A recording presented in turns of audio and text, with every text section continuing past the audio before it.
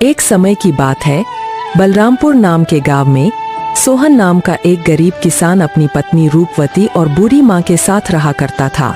सोहन की एक छोटी सी बेटी थी जिसका नाम मुन्नी था। सोहन अपने परिवार का भरण पोषण गांव के मुनीम जी के यहाँ मजदूरी करके किया करता था। सोहन का घर का गुजारा बहुत मुश्किल से हो पाता था। सोहन के पास थोड़ी सी जमीन थी जिस पर रूपवती दिन भर मेहनत करके तरह तरह के फसल उगाती और गांव के बाजार के दिन सब्जियां और फल बेचा करती थी।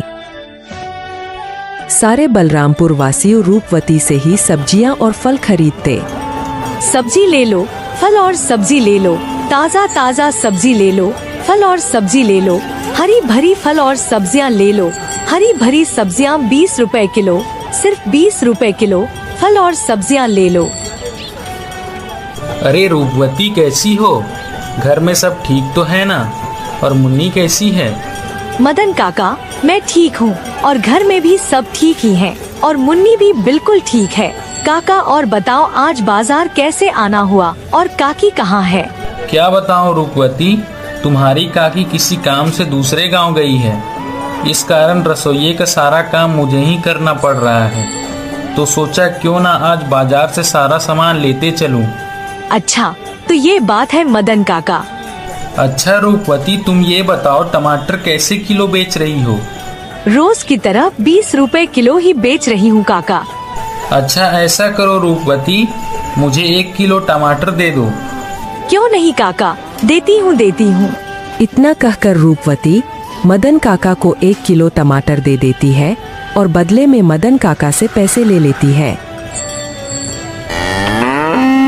रूपवती के खेत में एक पुराना कुआं भी था जो सालों भर सूखा ही रहता। उस कुएं में एक बूंद पानी भी नहीं था। इस कारण रूपवती दूसरे गांव वालों के कुएं का पानी अपने खेतों की सिंचाई और खेती के लिए इस्तेमाल करती थी।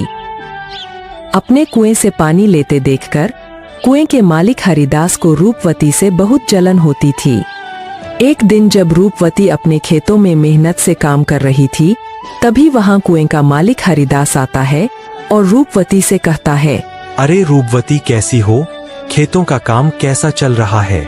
मैं ठीक हूँ हरिदास चाचा, खेतों का काम भी ठीक ही चल रहा है। मैं यह कह रहा था रूपवती कि मैं तुम्हें बहुत सालों से अपने कुएं का पानी देता आ रहा हूँ। अब मैं तुम्हें अपने कुएं का पानी नहीं दे सकता क्योंकि गर्मियों का समय आने वाली है और मेरे कुएं में पानी बहुत कम हो गया है। लेकिन हरिदास चाचा, अभी तो गर्मियों का समय आने में 2-3 महीने बाकी है, तब तक मैं अपनी खेतों का काम कैसे करूंगी? आप ही बताइए चाचा। मैं कुछ नहीं जानता रूपवती, यह तुम्हारी दिक्कत है, तुम अपना समझो। मैं तुम्हें अपने कुएं का पानी नहीं दे सकता। यह सुनकर रूपवती मन ही मन बहुत दुखी हो जाती है और घर जाकर अपने पति सोहन को सारी बातें बताती है। यह क्या हो गया भाग्यवान, यह क्या परेशानी आ पड़ी? अब हमारा घर का गुजारा कैसे होगा? आप चिंता ना करो भाग्यवान, ऊपर वाला सब देख रहा है, प्रभु हमारी मदद जरूर करेंगे। अच्छा ठीक है रूपवती, तुम जाकर आराम करो, मैं हरिदास काका से मिलकर आता हूँ।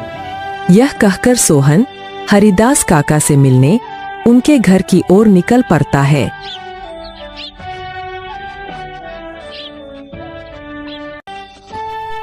हरिदास काका, अरे ओ हरिदास काका, घर में हो कि नहीं? अरे कौन है भाई, रुको आता हूँ। अरे सोहन तुम हो? मेरे घर कैसे आना हुआ? हरिदास काका, मुझे रूपवती ने बताया कि आपने हमें कुएं का पानी देने से मना कर दिया। हाँ सोहन, यह बात सच है कि मैंने रूपवती को अपने कुएं का पानी लेने के लिए मना कर दिया। ऐसा क्या हो गया हरिदास काका? देखो सोहन, मैं तुम्हें कई सालों से अपने कुएं का पानी देता आ रहा हूँ और इस बार गर्मियों का समय आने वाली है, इस कारण मेरे कुएं का पानी बिल्कुल सूख कर कम हो गया है। अगर मैं तुम्हें अपने कुएं का पानी देता हूँ तो मुझे गर्मियों में बहुत परेशानी होगी। लेकिन हरिदास काका, अभी तो गर्मियाँ आने में 2-3 महीने का समय है, तब तक मेरे खेतों का क्या होगा? मैं कुछ नहीं जानता सोहन, मैंने रूपवती को भी कहा था कि यह तुम्हारी समस्या है, मैं तुम लोगों को अपने कुएं का पानी नहीं दे सकता। सोहन हरिदास काका को कुएं का पानी देने के लिए मनाने का बहुत कोशिश करता है, लेकिन हरिदास नहीं मानता है। फिर सोहन दुखी होकर थक हार के अपने घर की ओर निकल पड़ता है।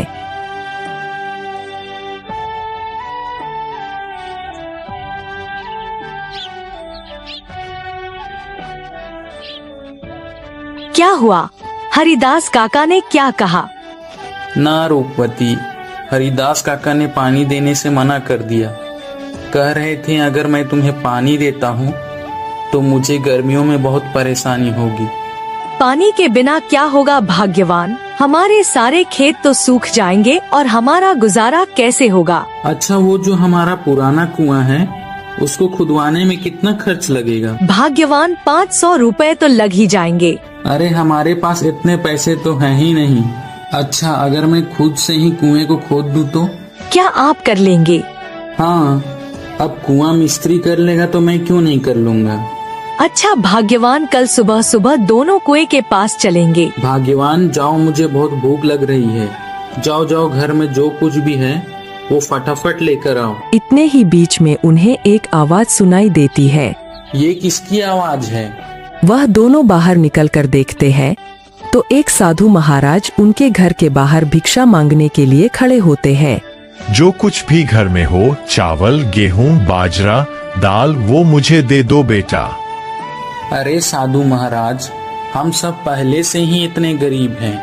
हम जैसे तैसे करके अपना जीवन गुजार रहे हैं। ऐसे में हम तुम्हें कहाँ से दान दे? सोहन की स्थिति देखकर बाबा जी समझ चुके थे और बोले, कोई बात नहीं बेटा, कोई बात नहीं, ठीक है बेटा, अब मैं चलता हूँ। मैं किसी और के घर में भिक्षा मांग कर खा लूंगा।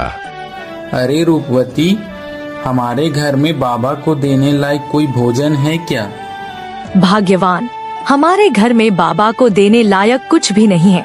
केवल थोड़े से चावल थे जो तुम्हारे लिए बचा कर रख दिए थे। अगर वह बाबा को दे देंगे तो तुम्हें भूखा रहना पड़ेगा। रुकिए बाबा, भाग्यवान जाओ और मेरे हिस्से का भोजन है वो जाकर बाबा को दे दो।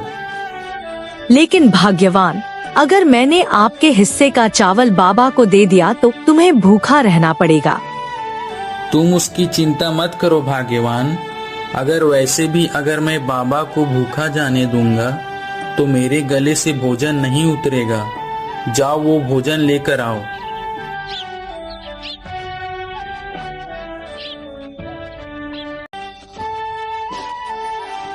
सोहन की पत्नी सोहन के अनुसार सोहन के हिस्से का भोजन बाबा को दे देती है।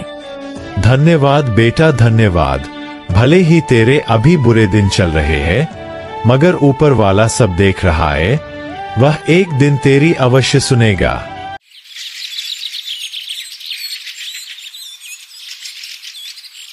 फिर अगले दिन सुबह सुबह दोनों सोहन और उसकी पत्नी रूपवती अपने कुएं की खुदाई करने अपने खेत की ओर चल देते हैं। देखो रूपवती, देखो हमारे कुएं में तो एक भी बूंद पानी नहीं है। हाँ भाग्यवान, प्रभु हमारी कौन सी परीक्षा ले रहे हैं? फिर सोहन कुएं में नीचे उतरकर कुएं की खुदाई शुरू कर देता है।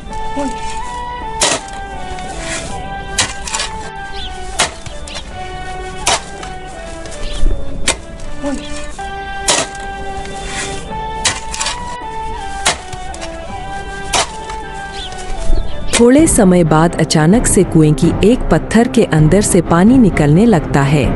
अरे यह पानी कहाँ से आ रहा है? मुझे तो अपनी आंखों पर विश्वास ही नहीं होता। मुझे तो लगता है कि यह सब मेरे अच्छे कर्मों का फल है जो मुझे मिला। भाग्यवान सही कह रही थी और बाबा जी भी सही कह रहे थे कि तुम्हारे कर्मों का फल तुम्हें अवश्य मिलेगा। ऊपर वाले ने मेरी सुन ली। अब मैं इस पानी से मैं अपने खेत की सिंचाई अच्छी तरह से कर सकूंगा। सोहन बहुत खुश हो जाता है और ऊपर जाकर रूपवती से कहता है, भाग्यवान, प्रभु ने हमारी सुन ली। नीचे पत्थर से पानी निकल रहा है। क्या आप सच कह रहे हो भाग्यवान? प्रभु ने हमारी सुन ली। अब हमें खेती करने में कोई परेशानी नहीं होगी। तो दोस्तों, आपने देखा जो अच्छा कर्म करता है उसके साथ हमेशा अच्छा ही होता है।